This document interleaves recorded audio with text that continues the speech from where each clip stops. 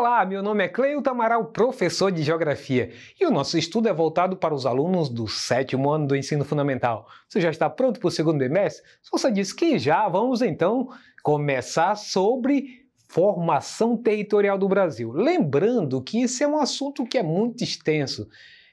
Aqui você precisa entender e precisa de muito estudo como é que começou o embrião de tudo. Veio de onde o Brasil seria, nem existia. Existia território, mas não era chamado Brasil. E aí você vai ver que existiu, nesse período, vários desentendimentos entre Portugal e Espanha, as duas coroas, e depois uma série de acordos bilaterais entre os dois países para tentar resolver essas questões de limites territoriais. Então a gente vai tentar colocar apenas alguns aspectos que foram mais importantes e lembrando que a questão dos ciclos econômicos, talvez um dos mais importantes até os dias atuais, que realmente deram um rumo para o Brasil. Então vamos, a partir de agora, entender um pouco, de forma resumida, essa formação territorial do Brasil. Olha só, o Tratado de Tordesilhas é um marco importantíssimo para o entendimento disso, porque foi um acordo firmado em 1494 entre Portugal e Espanha e tinha como objetivo resolver esses conflitos que eu citei anteriormente, né? Conflitos relacionados às terras descobertas no final do século XV. De acordo com o Tratado de Tordesilhas, uma linha imaginária a 370 léguas do Cabo Verde serviria de referência para a divisão das terras entre Portugal e Espanha. E aí você verifica na tela essa linha de Tordesilhas, e que ela está mostrando que a parte em amarelo são as terras pertencentes a Portugal, nesse acordo que foi feito com a Espanha, e a oeste, a coloração verde, as terras pertencentes à Espanha. Então esse é um momento importante para essa parte da expansão inicial do território brasileiro. E aí, em 1750, veio o Tratado de Madrid. Lembrando que vieram muitos outros tratados, mas eu já me adiantei para falar de um tratado que praticamente já criou uma configuração bastante, quase final do que nós conhecemos hoje, fazendo apenas uns ajustes em anos posteriores. Então, foi um tratado firmado na capital espanhola entre Portugal e Espanha, para definir os limites entre as respectivas colônias sul-americanas, pondo fim às disputas, os conflitos que havia nessas fronteiras. O objetivo do tratado era substituir o Tratado de Tordesilhas, o qual já não era mais respeitado na prática. Não era respeitado por quê? Porque Portugal não respeitou. Cada vez mais ele adentrava dentro daquilo que pertencia à Espanha. Então, se a gente olhar na parte laranja, ela refere-se ao território português, sendo segundo o Tratado de Tordesilhas, aquele que nós mostramos aqui, essa parte de amarelo. Mas, com o decorrer do tempo, Portugal começou a se expandir em várias direções para o sentido oeste, onde era o tratado dizia que pertencia aos espanhóis, que é essa parte de verde aqui. Então você vai ver que essas setas em azuis é exatamente essas entradas que Portugal vai fazendo nessas áreas que não lhe pertenciam. E aí, essas setas azuis representam exatamente a participação dos bandeirantes, que acompanhado com mateiros, eram uma espécie de mercenários que ajudavam a adentrar e procurar aquilo que era de maior interesse para a coroa portuguesa, que era exatamente a busca por metais. Então isso ia fazendo com que eles fossem adentrando cada vez mais para o interior do país, do território, melhor dizendo. E aí vem o Tratado de Petrópolis, um outro emblemático para a gente avançar um pouco mais na história, que tem a ver com a gente aqui do estado do Acre. Então foi um acordo diplomático entre o governo brasileiro e boliviano, firmado em 17 de novembro de 1903, na cidade de Petrópolis, Rio de Janeiro, o qual anexou o território do Acre ao Brasil, que até então era pertencente à Bolívia, e houve um conflito entre as duas partes, e fizeram um acordo para então pôr fim essa questão do conflito. Então você vai ver que aí já tem uma configuração totalmente diferente, onde o território brasileiro começa a pegar a cara do que nós conhecemos hoje, sendo que você vai perceber que nessas partes que estão com coloração laranja e vermelha ainda precisava algumas definições que anos depois elas conseguiram ser definidas por completo. E aí, aonde é que entra a importância das atividades econômicas nesse processo que fez com que o Brasil, em relação a muitos países que foram colonizados, conseguisse ter um diferencial em relação aos outros, né? Então, as atividades econômicas desenvolvidas no Brasil colônia representaram um fator essencial para a expansão territorial brasileira, aquela que saiu do litoral e se expandiu para o interior do território. Então, a economia colonial girava em torno de gêneros primários, voltados para exportação. Daí o caráter litorâneo e periférico da ocupação do território brasileiro durante os primeiros séculos.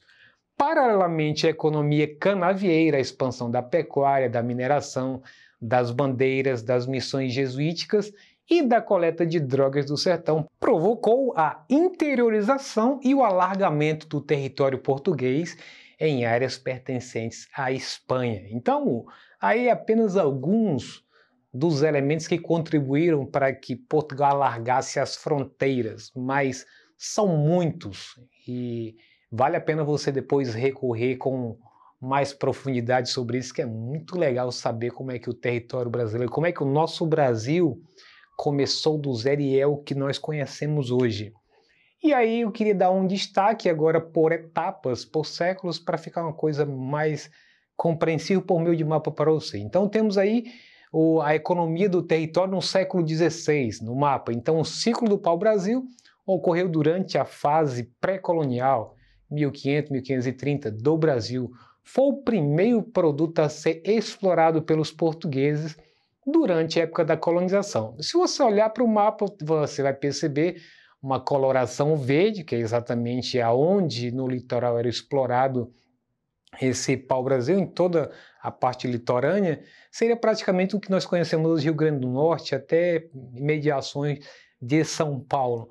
E aí, de vermelho, a exploração de cana-de-açúcar, que inicia também já nos fins do século XVI, e de preto a pecuária, que era um produto que era importantíssimo, tanto para o consumo dos trabalhadores, como também de transporte de cargas. E aí essa parte pontilhada tem a ver com uma das primeiras formas de regionalização do Brasil, que eram as capitanias hereditárias, essas partes pontilhadas. Muito bem, já no século XVI, essa transição do pau-brasil, vem a cana-de-açúcar em especial.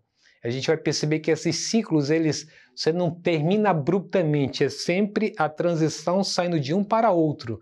Às vezes os dois acontecendo concomitantemente, juntos. Então o ciclo da cana-de-açúcar denomina o período quando o açúcar era o principal produto de exportação do Brasil. Teve início a partir da fixação do colono português no litoral brasileiro, em 1530, quando foram criadas as capitanias hereditárias, aquilo que eu estava comentando agora, como forma de organização política e territorial. A empresa açucareira brasileira foi, durante os séculos XVI e XVIII, uma das maiores, olha o detalhe, atividades econômicas agrícolas do mundo ocidental. Veja que situação importante quando a gente faz um recorte da história do nosso país, dos maiores atividades econômicas agrícolas do mundo ocidental. Mas vamos continuar. E aí no século XVII, no final do século XVII, os portugueses descobriram a existência, depois de tanta busca, né? Se achava metais nessa região, encontraram jazida de ouro, olha só que beleza, no Brasil, em especial no estado de Minas Gerais. A partir de então, se deu início a uma intensa exploração das jazidas de ouro em Minas Gerais, Mato Grosso e Goiás. Mas o auge desse ciclo ocorreu durante o século XVIII. Repito, você que começa uma transição aí no século XVII, você está aí no ciclo do do açúcar, e aí você, no século XVIII, de fato, o ciclo do ouro ele vai lá para cima, né, com a extração bem significativa. Então aí tem um mapa demonstrando aí para onde se de vermelho as principais áreas auríferas, perdão, que se conheceu aí, e aí ele dá o destaque exatamente Minas Gerais, Mato Grosso, Goiás, as principais jazidas, além de outros pontos de vermelho que está mostrando no mapa. E aí o ciclo do algodão, quando termina exatamente esse ciclo que acabamos de falar sobre ouro, vem o algodão que se tornou o principal produto exportado pelo Brasil. Nesse período o algodão era conhecido como ouro branco, querendo uma referência, você estava com o ouro amarelo que teve o seu boom, sua importância econômica, agora é entre o ouro branco, o algodão. A demanda por essa matéria-prima cresceu exponencialmente durante a Revolução Industrial, em especial na Inglaterra, quer dizer, um produto também voltado para exportação para a Europa. A indústria têxtil necessitava amplamente de algodão. Então, essa é uma situação interessante de se observar. E você vai perceber no mapa que de vermelho são as áreas no litoral que você tinha a exploração de cana de açúcar, mostrando aí que ainda pega uma parte do século XVIII, que era o declínio do ouro, para frente.